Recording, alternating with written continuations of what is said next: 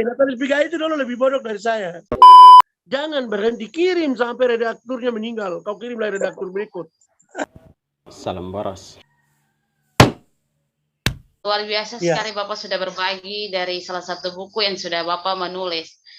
Kembali lagi mungkin kepada literasi yang dimaksud tadi, dari proses dalam penulisan ini, apakah pernah Bapak mengalami hambatan gitu? Misalkan ada hal-hal yang betul-betul membuat Bapak tidak kayak membatasi Bapak untuk tidak boleh menulis, terus tapi Bapak harus bangkit lagi untuk melanjutkan tulisan tersebut.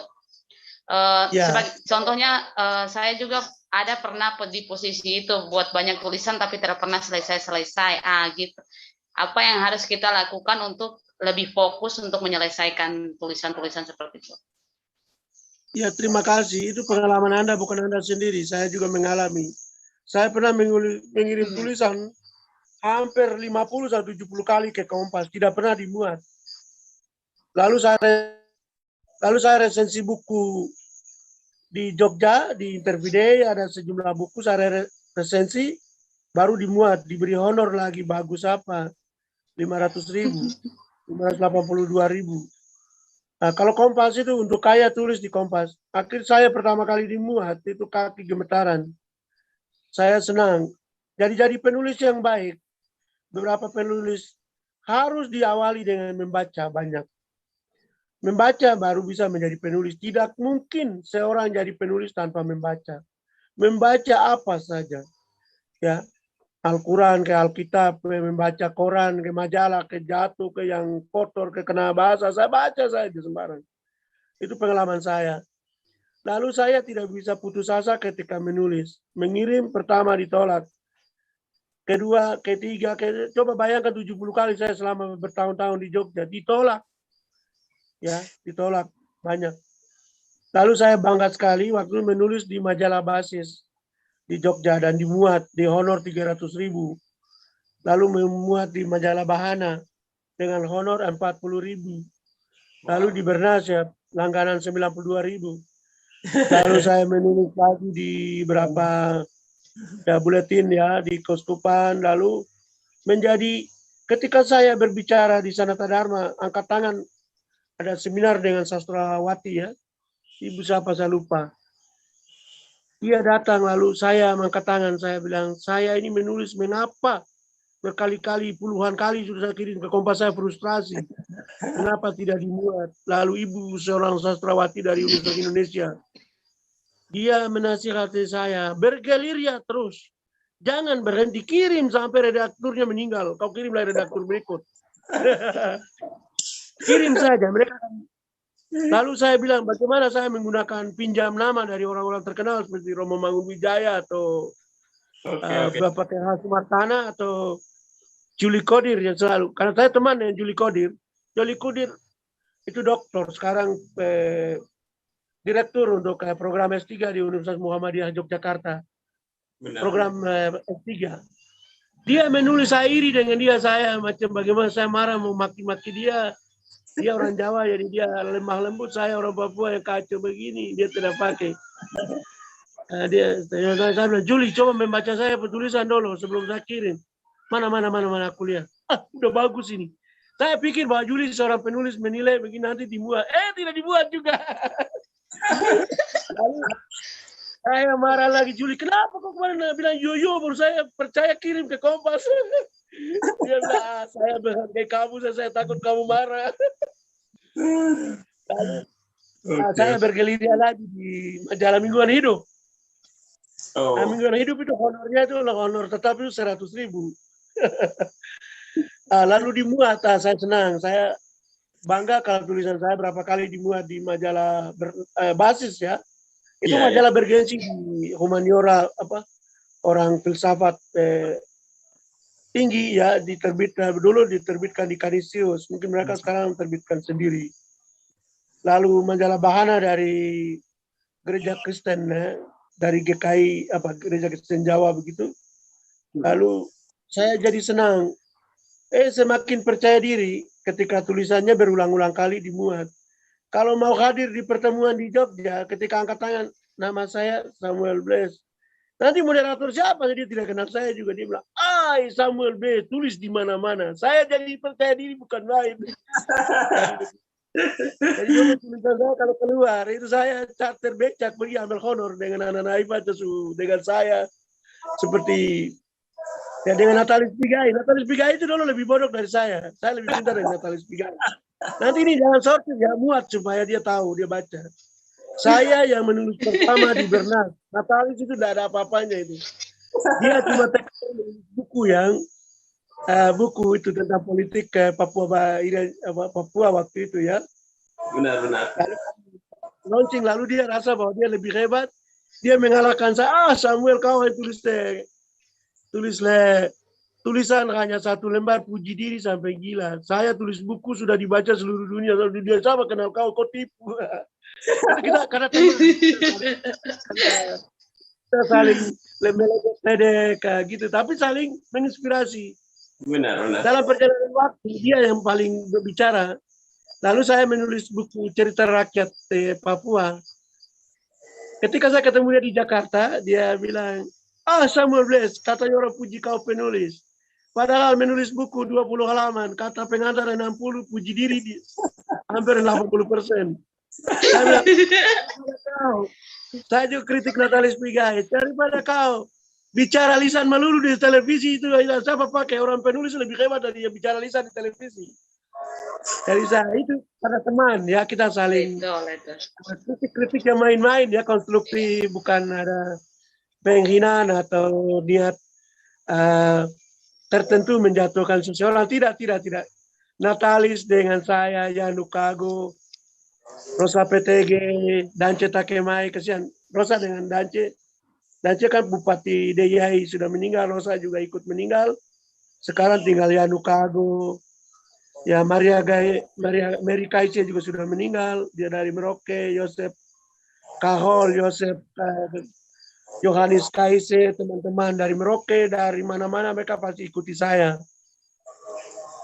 Lalu mereka itu menyesal, mengapa kau pintar baru kenapa kau tidak kerja di kota-kota tinggi? Saya tidak, saya kembali di yang benar.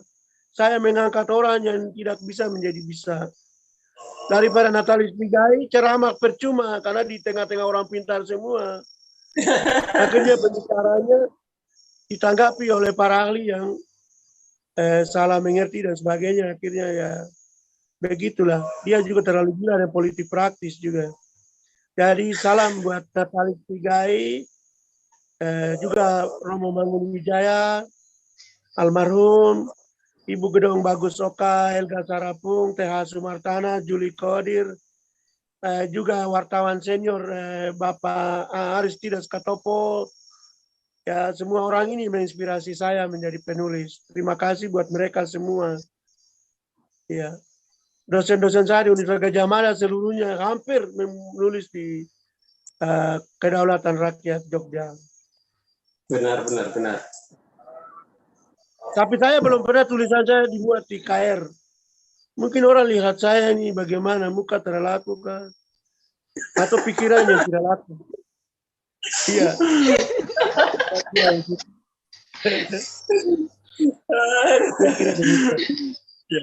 Mungkin ini kakak ini menarik ini kan kalau soal dengan jaringan, karena saya juga di kota yang kita jaga bekas kaki begitu kan, cek bekas kaki. Ya, Jogja.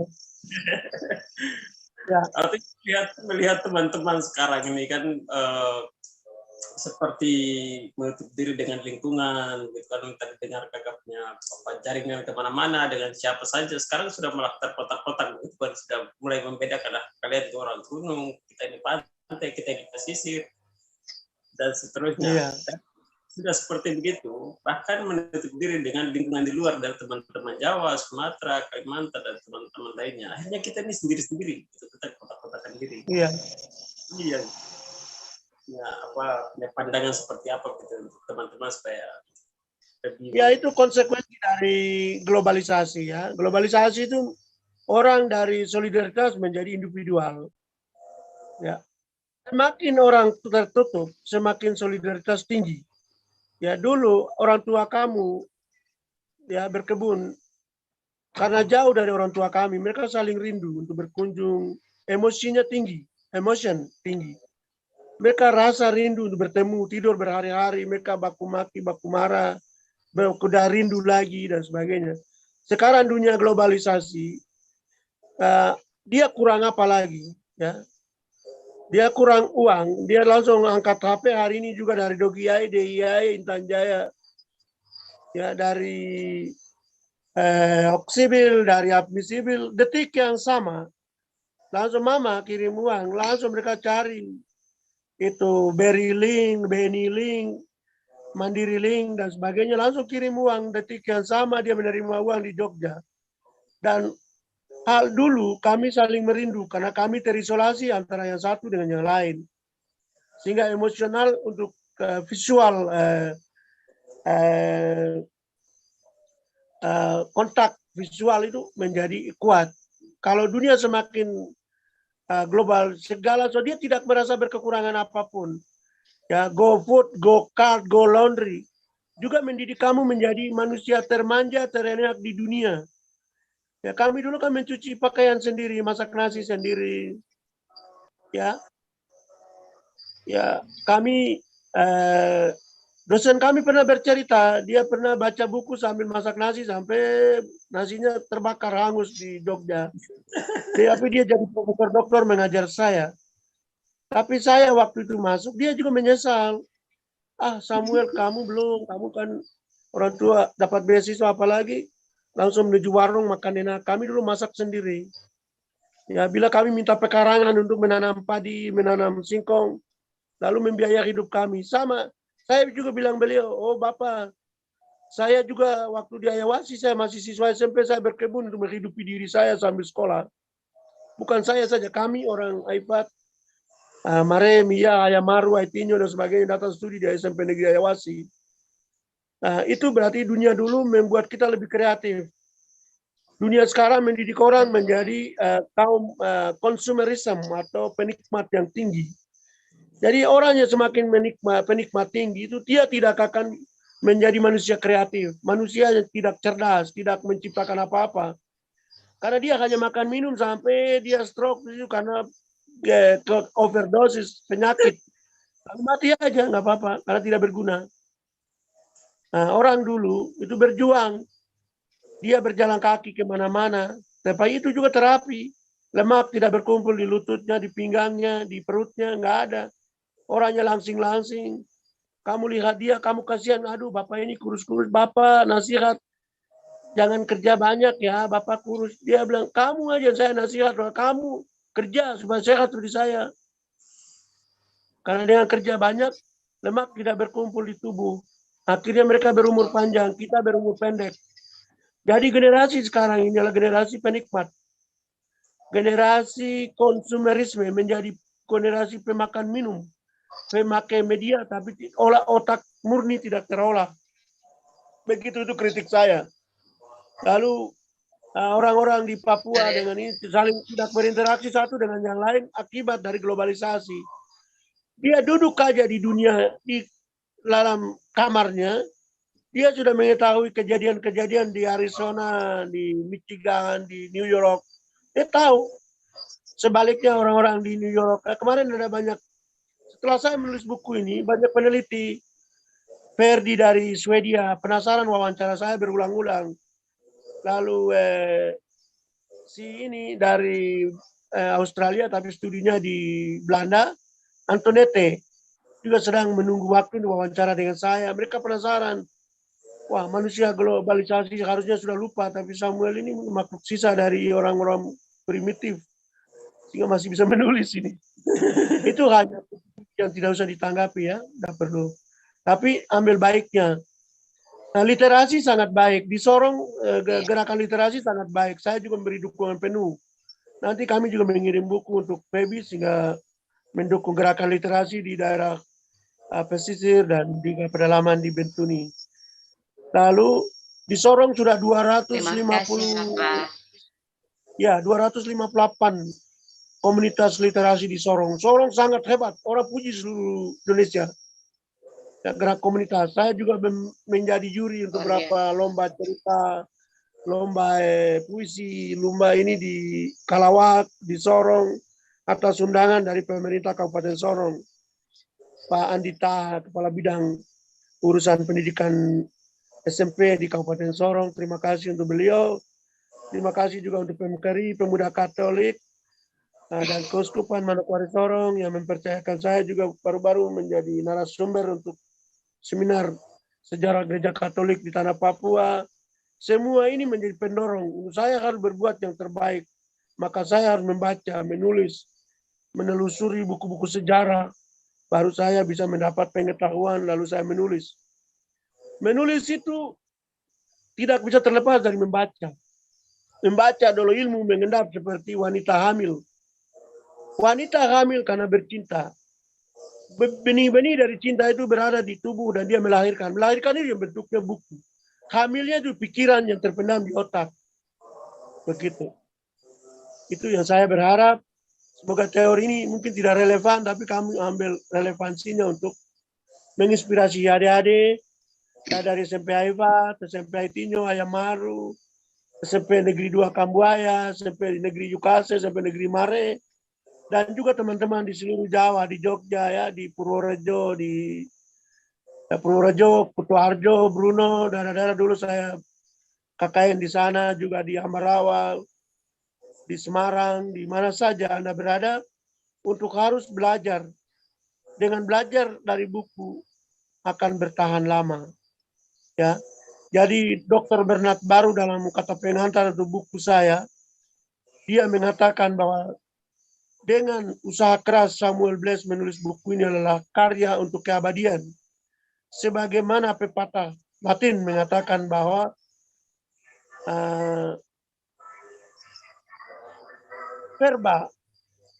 verba Roland scriptura mainen. Itu artinya kata-kata lisan akan terbang, tetapi kata-kata tulis akan menetap.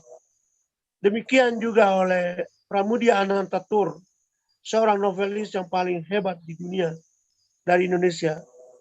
Dia mengatakan bahwa meskipun Anda itu orang hebat, tetapi kalau jika tidak menulis, Anda akan lenyap dalam masyarakat serta hilang dalam sejarah. Demikian yang dapat saya sampaikan. Terima kasih untuk Febi dan juga anak saya Paskalis sebagai host utama. Terima kasih. Ya Pak, sekarang ini saya melihat banyak sekali gerakan-gerakan literasi dan bagi saya itu sangat penting. Karena beberapa saya pernah mencoba untuk mengumpulkan adik-adik untuk membaca saja, itu terkendala banyak sekali. Ada yang sudah kelas 5, kelas 4, belum bisa membaca dengan baik. Bagaimana menurut Bapak gerakan literasi ini harus dikembangkan di wilayah Maibrat? Karena saya secara pribadi melihat bahwa di Maibrat ini untuk gerakan literasi belum sampai begitu. Benar. Terima kasih anak. Untuk Maibrat memang karena harus penempatan kepala dinas itu orang yang profesional dan memahami manajemen pendidikan. Sehingga nanti dia bisa melakukan satuan-satuan pendidikan ini dengan baik di Maibrat. Kita di Maibrat ini harus belajar dari guru-guru terdahulu, di mana menulis sesuatu di papan dan siswanya mencatat kembali di buku. Itu satu gerakan literasi terbaik. Karena apa? Mencatat itu membuat siswa menjadi konsentrasi fokus pada pelajaran di papan. Juga dia membaca pengetahuan melalui tulisan. Dia juga mengetahui pengetahuan dalam isi dari tulisan tersebut. Sehingga minatnya lama. Dan dia juga melatih menulis. Oleh karena itu, saya berharap gerakan literasi menulis dengan tangan ini penting. Karena literasi ini ada berbagai variasi. Ada literasi melukis, literasi menulis, literasi seni, ya, kesenian, berdrama, dan sebagainya. Memang literasi ini harus digerakkan di Maibrat. Karena kita harus akui bahwa penempatan seseorang menjadi kepala sekolah di Maibrat belum. Ya, wrong man on the right street. Jadi menempatkan orang yang salah pada jalan yang benar. Ini yang terjadi di Maibrat. Saya berharap sekali kalau bisa jangan dipengaruhi oleh politik menempatkan seseorang menjadi kepala dinas di Kabupaten Maibrat. Jadi harus orang profesional, orang yang paham tentang pendidikan. Lalu guru-guru juga demikian. Guru-guru zaman now juga harus banyak membaca, harus disiplinkan diri dan disiplinkan siswa. Memberi instruksi yang benar dan mereka bisa, kalau bisa jangan dengan media. Media membuat anak-anak menjadi berharap gampang untuk Google mendapat jawaban, tapi dia tidak seperti sungai yang meluap sementara lalu pergi seperti tebu di Mosun. Ya. Kalau bisa bertahan seperti aman di Susmuk itu, aman atau kawis ya. Itu mengendap. Ya. Kira begitu. Iya, menarik ini ya Kakak. Mungkin satu mungkin saya minta pandangan dari Kakak sendiri terkait karena saya melihat ini kan Kakak punya buku atau karya-karya ini kan lebih tentang bagaimana mengangkat tentang kearifan lokal gitu Kakak. Tadi Kakak sudah jabarkan panjang lebar berkaitan dengan Noken, berkaitan dengan artinya bagaimana mengangkat nilai-nilai kearifan lokal kita yang mungkin sementara ini belum terangkat begitu kan. Nah, ini kan saya lihat seperti suatu hal yang sedikit kontras begitu kan. Artinya kita melihat untuk generasinya kita, generasinya kami dengan Pak Febi ini mungkin sedikit apa ya melihat hal-hal seperti itu tadi nilai-nilai kearifan lokal seperti Noken. Ya, saya menulis buku Manusia dan Kebudayaan Mare atau Maibrat ini bertolak dari kekhawatiran kami bahwa generasi mendatang tidak akan punya pengetahuan. Nah, ada buku Manusia dan Kebudayaan Mare atau Maibrat ini berangkat dari keprihatinan saya bahwa akan terjadi missing link. Ada di kata pengantar buku saya. Ada terjadi mata rantai yang akan putus tentang seluk-beluk pengetahuan, seluk-beluk peralatan, seluk-beluk ajaran-ajaran norma-norma hidup dan etika hidup, ajaran-ajaran suci tentang rahasia-rahasia kehidupan, bertolak dari peralatan dan penggunaan peralatan menjadi kebudayaan kita. Saya merasa bahwa akan hilang, sehingga saya menulis buku ini dengan harapan diajarkan dari generasi ke generasi setelah saya akan mati, dan generasi kita akan mati, tapi generasi selanjutnya masih ada pegangan. Itu harapan dari saya menulis buku ini. Seperti itu. Karena di sana ada aspek religi, aspek bahasa, aspek sistem pengetahuan hidup, sistem peralatan hidup. Ini kajian antropologis, kajian etnografi yang saya menulis. Demikian. Luar biasa. Febi, ada pertanyaan? Iya. Masih ada lagi. Ini berkaitan dengan apa yang sudah Bapak tuliskan. Mungkin ya, lebih banyak kearifan lokal.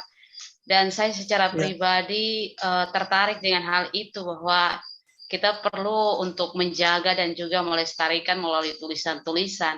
Nah, yang menjadi kendalanya itu kita tidak punya semacam dorongan dalam bentuk biaya atau apa begitu untuk mahasiswa. Karena sekarang nih saya lihat di antropologi Unipa itu ada beberapa anak-anak Maibrat yang di sana, termasuk saya juga secara pribadi. Tapi untuk melakukan penelitian dan menulis ini juga belum ada orang yang bisa mendorong kita untuk menulis gitu, menulis secara terperinci, maksudnya supaya bisa membantu Bapak mungkin untuk melestarikan hal-hal yang belum Bapak muat di dalam buku yang sudah Bapak tulis. Jadi harapannya mungkin bisa dari pemerintah atau apa, mungkin ada sumbangan dana atau apa untuk minta kepada teman-teman ini untuk membuat sebuah penelitian dan juga memuatnya dalam sebuah tulisan. Menurut ya, kalau saya itu kan benar ya, nanti ada kebijakan pemerintah itu pertama itu misalnya pelatihan tentang keterampilan menulis. di dalamnya materi tentang membaca, materi tentang uji coba menulis dan sebagainya, lalu dipublikasikan, lalu diberi honor. Lalu kita misalnya ada satu seperti buletin Unipa yang sangat bagus itu, TIFA ya, TIFA ya, Iya, TIFA Papua, ya Tifa TIFA. Papua.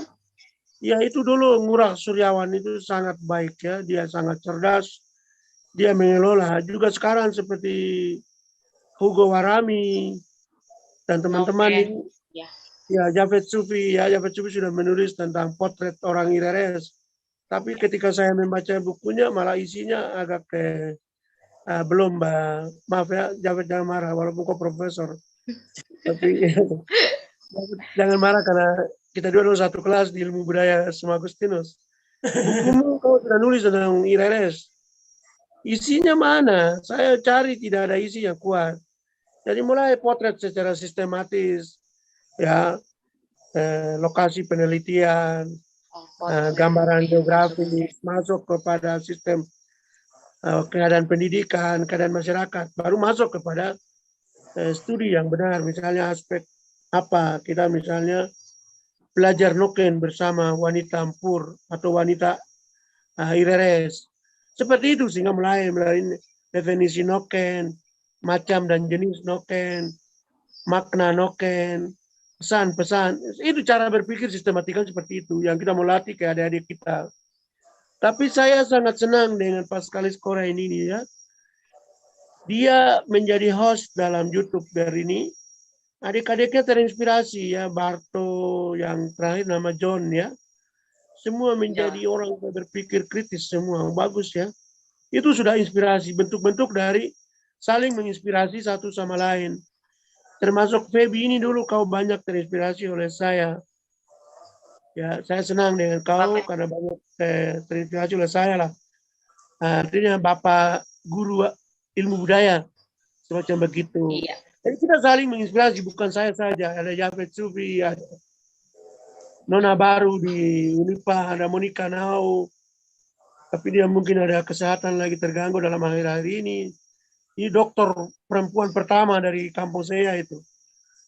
Saya hadir waktu dia ujian terbuka, saya menangis, ingat kampung yang tidak pernah pergi dengan dokternya, tidak perlu. Yang penting orang tahu saya menangis. Seperti itu lah. Ya. Dokter wanita. Seperti itu. Mungkin begitu. Jadi nanti kalau ya pemerintah Maibrat ini saya berharap ya harus seperti pemerintah Kabupaten Sorong menganggarkan ya, mengalokasikan dana untuk gerakan literasi. Ya, juga kepala dinas dan kepala bidang harus orang yang mengerti, baru menyusun program yang berkaitan dengan capaian kurikulum, ya, manajemen sekolah, lalu masuk kepada kurikulum berbasis lokal. Saya adalah pembimbing untuk proyek perubahannya Hengki Frasawi, dan dia menjadi juara waktu PIM 3. Saya pembimbing bayangannya. Dia juara 3 di tingkat satu provinsi Sulawesi Selatan. Nah, itu berarti bagus ya, orang seperti Hengki Prasawi ini kalau kreatif, kalau ya berada pada posisi yang jangan jadi sekretaris, jadi kepala bidang, supaya mendukung kepala dinasnya untuk mendorong literasi lokal Maibrat, mendorong penyediaan anggaran untuk pelatihan, menyediakan anggaran untuk majalah lokal, memberi honor kepada penulis. Karena kami penulis adalah menulis untuk hidup dan hidup untuk menulis. Itu kamu lihat di profil saya selalu tulis begitu sudah. Itu juga pelajaran bahwa saya memang hidup karena menulis. Jadi orang kalau saya menulis, saya harus tuntut orang bayar. Saya berceramah, hanya pemuda Katolik, pemikir ini manusia gratis. Terus saya capek dengan berbicara lisan juga. Tapi saya juga bersyukur. Karena saya bicara lisan saja, karena kamu telah bayar saya, jadi tidak usah tulis. Seperti itulah. Maybe mungkin apalagi yang mau disampaikan mungkin terakhir atau apa itu dari mungkin bagian dari pengantar terakhir untuk menutup ini sesi kita. Kalau saya yang pertama terkait dengan literasi, gerakan literasi, harapan saya ke depan ya untuk kita generasi muda sekarang, anak-anak Maibrat lebih khususnya, kalau bisa ya kita bisa membantu pemerintah di sana untuk mendirikan rumah baca atau beberapa pondok untuk bisa membantu adik-adik kita di sana untuk dalam proses belajar. Karena saya secara pribadi menilai proses pendidikan saat ini itu sudah sangat menurun dari tahun-tahun kami sebelumnya. Kami dari kelas 1, kelas 2, kelas 3 itu sudah lancar membaca, sedangkan adik-adik yang sekarang kelas 5 juga belum, minta maaf bukan ini bukan menyinggung atau apa, tapi ini juga patut dipertanyakan proses pendidikan sekarang itu seperti apa begitu. Jadi salah satunya mungkin kita sebagai generasi Maibrat ya kita mendorongnya dengan membuat rumah-rumah baca, tidak perlu banyak tapi ada kualitasnya begitu. Terus yang kedua ya mungkin saya juga masih memerlukan Bapak Sem untuk mendukung saya dalam tulisan seterusnya nanti. Ya, saya lagi mencoba untuk menulis tapi belum selesai-selesai karena itu sudah tidak fokus dalam menulis atau sering menunda-menunda pekerjaan. Semoga bisa ke depan ya. Saya masih terus membutuhkan Bapak Sem dan harapan untuk kita anak-anak Maibrat dan lebih khususnya untuk kita anak-anak muda di Papua ya untuk menjaga kearifan lokal kita saat ini dan kebudayaan kita yang sudah terancam punah ya salah satunya adalah dengan menulis. Itu saja dari saya, Kak. Baik, terima kasih untuk Debbie dan Kak Kasem. Jadi tadi Kak Kasem sendiri tadi bicara panjang lebar, saya pikir ya kita ini kenapa harus Kak Kasem harus mengangkat tentang kearifan lokal dan tadi Debbie menegaskan juga, dan saya pikir ya memang disitulah letak fondasi ya, fondasi awal pijakan kita bagaimana membentuk orang tahu bahwa oh Pascal Esporan dari Maibrat, Debbie dari Maibrat atau Aifat, dengan cara bagaimana cara kita pembawaan diri, bagaimana karakteristik kita itu karena terbentuk dari kearifan lokal itu dan nilai-nilai yang terkandung dalam budaya kita. Nah, kalau ini hilang berarti kita seperti ya apa ya kelapa kering di tengah-tengah gelombang begitu kan, tidak tahu arahnya mau kemana. Karena kalau kita hanya mengandalkan otak, saya pikir tidak cukup untuk bagaimana membuat kita lebih punya wibawa, punya kepribadiannya. Kakak saya mungkin nanti terakhir mungkin sampaikan tentang bagaimana buku itu bisa teman-teman bisa mendapatkan di mana ya, apakah sudah dicetak, nanti dijualnya di mana, supaya ini menjadi bekal untuk kita ya, untuk anak muda, supaya kita bisa pelajari dan bisa kita melanjutkan. Kalau bisa karya-karya itu bisa menjadi pengantar untuk teman-teman muda seperti antropolog muda, seperti mungkin kawan Febi juga bisa menjadi acuan untuk menggali lebih dalam ya tentang nilai-nilai kearifan lokal kita di sana. Buku yang saya menulis tentang manusia dan kebudayaan Mare Maibrat Papua Barat itu akan dicetak di PT Kanisius Yogyakarta. Ya, nanti mereka cetak sekitar 300 eksemplar dulu. Kami akan diskusikan di berbagai perguruan tinggi di Jawa maupun di Papua. Lalu nanti adik-adik bisa beli setelah bukunya terbit. Karena yang kemarin saya ini kategori draft dalam rangka saya launching karena bertepatan dengan ulang tahun saya. Itu yang saya sampaikan. Yang kedua, saya mengulangi kata pengantar, bagian akhir dari kata pengantar Dr. Bernard Baru atas buku saya. Ya, saya menulis buku ini adalah salah satu usaha untuk keabadian. Menulis untuk keabadian. Karena sebagaimana pepatah Latin mengatakan, verba Roland, scriptura mainen, itu artinya kata-kata lisan akan terbang, sementara kata-kata tulis atau bahasa tulis akan menetap. Atau sebagaimana juga yang dikatakan oleh novelis Pramudia Anantatur, engkau, meskipun engkau orang hebat. Tetapi kalau engkau tidak menulis, engkau akan lenyap di masyarakat dan hilang dalam sejarah. Sekian yang dapat saya sampaikan. Atas perhatian saudara sekalian, saya menyampaikan terima kasih. Baik, saya pikir demikian saja untuk pertemuan kita malam hari ini. Terima kasih untuk Kak Kasem dan Kak Febi. Semoga Terima kasih juga Kakak sudah mengundang kami di sini. Ya, semoga sehat dan terus berkarya. Papua sekarang untuk kita. Kalau kita dengan harapan-harapan terakhir seperti tadi Febi sampaikan, ya ini terancam punah gitu kan, budaya kita, kearifan lokal kita sudah mulai terancam punah. Ya, kalau bukan kita mulai atau kita yang harus selamatkan, siapa lagi? Jadi terima banyak, kita jumpa lagi di sesi diskusi berikutnya. Semoga Kak Kasem sehat dan terus menulis untuk menginspirasi kita adik-adik, dan tidak kapok lagi untuk diundang kasihkan kalian untuk mengisi. Saya pikir demikian, kita cukupkan sampai di sini. Terima kasih, salam sehat. Salam sehat, sampai jumpa.